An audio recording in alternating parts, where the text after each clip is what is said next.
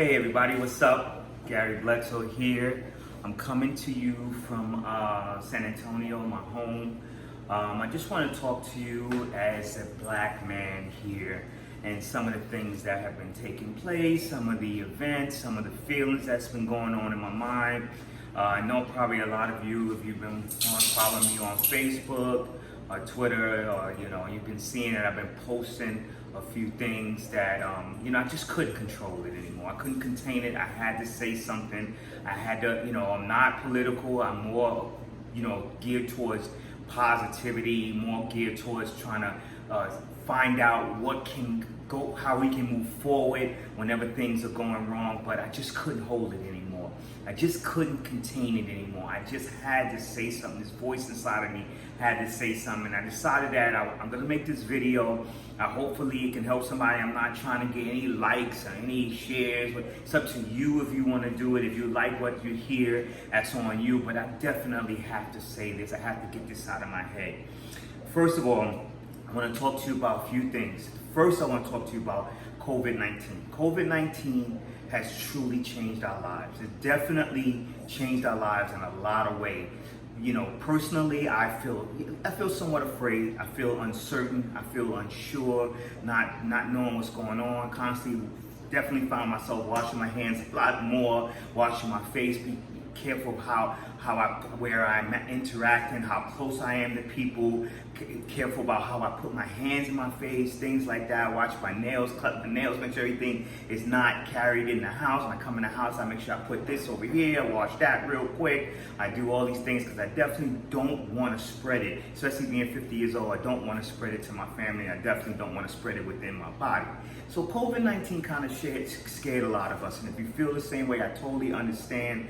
The worst thing about COVID-19, about the coronavirus, is the uncertainty. And the uncertainty is because, which is my next thing I want to talk to you about, which is number 45. Number 45 is the main reason why we don't know what's going on. He's the main reason why. That orange mother blank, blank, blank is the main reason why we're having these problems. I think of the movie Braveheart, and I think about how the Irish guys, all those people, they were fighting against England. England had a more powerful force. They had a stronger force. But yet, and they were so afraid. They were afraid, but they were ready to fight. They knew they had to do something. And all it took was one speech from William Wallace, one speech, and they all were ready to die. That was leadership. That's what we're lacking. We're lacking leadership. I think about the fantasy movie, Lord of the Rings. I think about when all the orcs and all the goblins were coming to Gondor, and they was all coming to Gondor. And the guy that was there, went to the guy who was about to burn his I think it was his son, or he was about to burn him and put him on a fire because he was unconscious, and he thought that the forces was gonna come. And all it took, Gandalf took he was a white wizard at that time. He busted him in the top of the head and said, "What are you doing?" And he said, "No, everybody, let's turn around. Let's go back down." They knew they were outnumbered, but his leadership helped them turn around and knew they were gonna face unequal odds, that the odds were hard, and his leadership turned them around. They went and they fought to the point where others came and helped out. See, that all we need is leadership. And where the heck is our leader? We don't have a leader. So now it's like everything is thrust to us. So that COVID, that corona, is so uncertain because 45 is not there. To me, that's not my president. He's never been my president. He's never going to ever be my president. He will always be skipped over whenever we go from Obama to whoever the next person is, because he is absent. He is pro himself. He's not pro-American. He's not. So if you don't, and if you don't like this, so what? Yo, block yourself if you're watching this on Facebook. Do me a favor. I don't need your applause. I don't need it, because we need a leader, and he's done. The reason why which I'm gonna go into my next two subjects just to talk to you people. There's certain type of people in this world. I'm actually going to talk to three types of people, but the first two, I have to talk to you about this.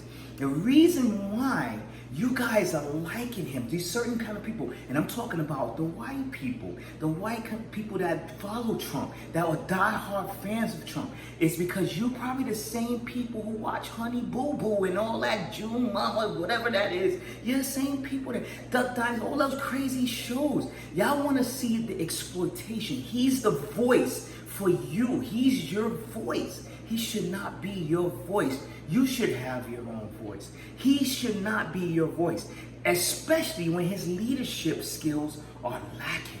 If his leadership skills were on par, then he should be your voice. But he's not. So stop wanting the reality that you're same way you would like Honey Boo Boo and all of them. You like him, and that's why y'all follow him. I don't understand it, but you know what? Y'all need to change. You need a different course. You need a different path in your life. See, let me tell you something. I want to give this message to white women now. My message now is to white women. That's the next thing I want to talk about. White women, a lot of you have been the murderers of black men for years. Emmett Till, Rosewood, Tulsa, the elevator. On the elevator, you guys have been the killers of us for years. And I believe, this is what I believe, this is my opinion, that is because you guys don't get that same respect in your household, so you take it out on us. The only other men in your life is us. So you weaponize the men in your household, the police, the fathers, the mob, whoever, and you weaponize that to come after us to keep us in check so you can get your power back because you didn't get your power in your household. White women, you need to stop. We are not trying to hurt you. We're not thinking about you. We're trying to survive. That's all we're trying to do. We're not thinking about you. We don't feel any type of way about you, except for that you're a human being. So stop weaponizing the police. Stop weaponizing the white men to come after us and keep us down. Stop it. Stop it. Mostly, you get labeled as a Karen, but it's not just Karen, it's Becky's, it's Emily's, it's all of you out there that want to get on your phone or want to get in your life and you want to weaponize your men because you're not getting the respect in your household, so you want to get the respect on a black man. Leave us alone. We ain't bothering you. We're not thinking about you. And I have to say this because you have to stop weaponizing that.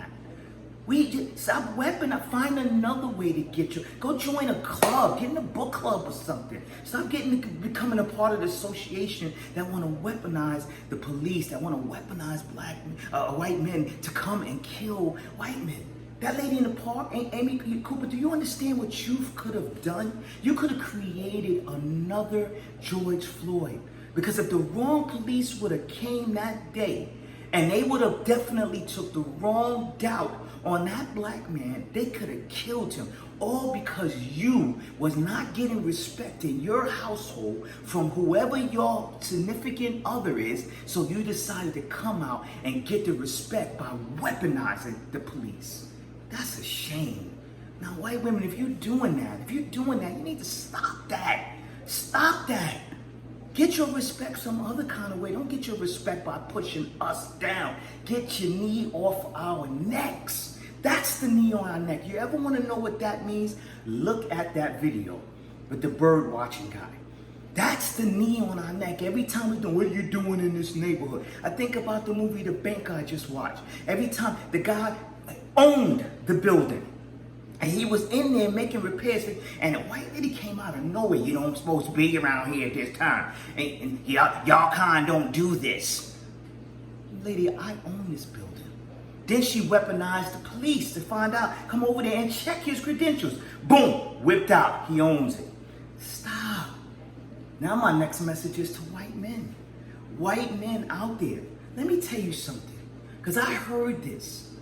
First it starts with this, then they want this, then they want that, then they gonna take this. Yo, We don't want nothing from you but to live. That's all we want. We want you to get your knee off of our necks. We do not want to take anything of yours. Have whatever you want. We don't want it. We're not trying to take your land. We're not trying to take your women. We're not trying to take your money. We're not trying to take your stuff. We're trying to get our own. Understand that. We've been trying to get our own for years. But unfortunately, you guys walk around with that fear that we're trying to take from you guys. We're not trying to take anything from you. We don't even be thinking about you.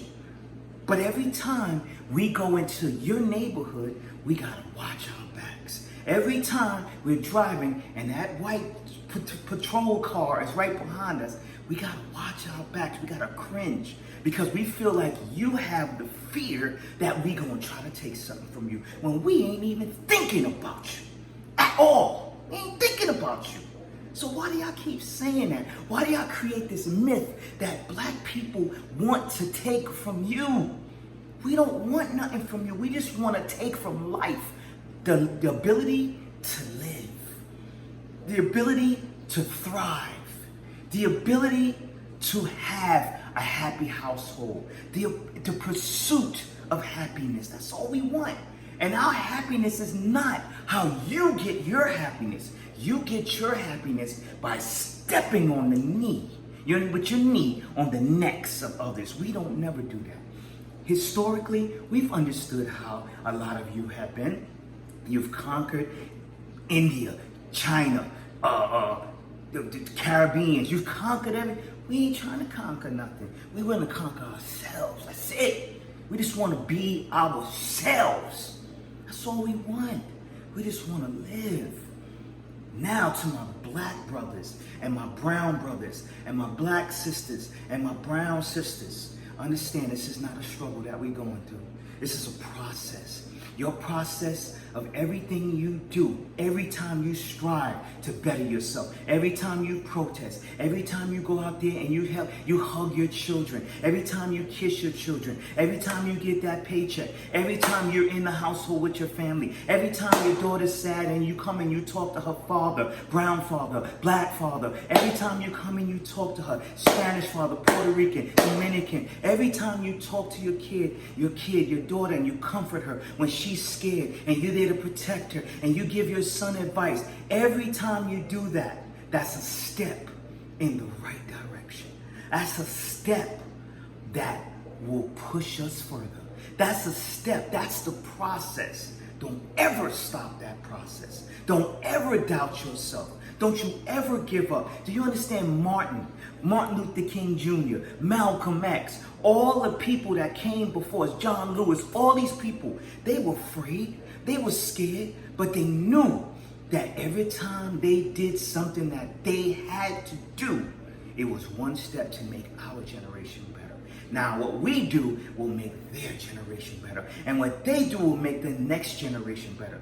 Because until that white man and that white woman and that racist person, and I'm not saying all of you, but I'm saying that racist person, until you guys get a grip and realize we don't want your land, we just want your knee off our neck, your knee off our neck. Once you realize that's all we want and we just want to survive, when you start realizing all the efforts that all of us black and brown people do will eventually give us that equality that we're looking for.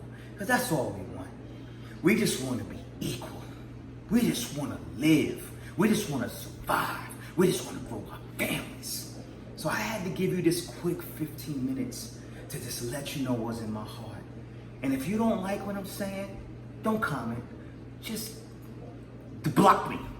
And if you love what I'm saying, feel free to share and post. Because all I'm giving to you is in my heart that a lot of people are probably afraid to say.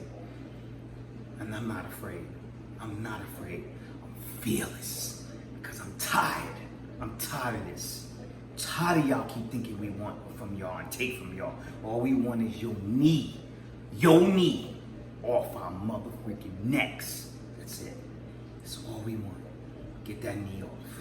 Because COVID's gonna go away. It's gonna go away. And when it does, will that knee still be there too? Please get it off. With that being said, I love you all. Those that listen, love you. Those that don't want to listen, don't. Bye.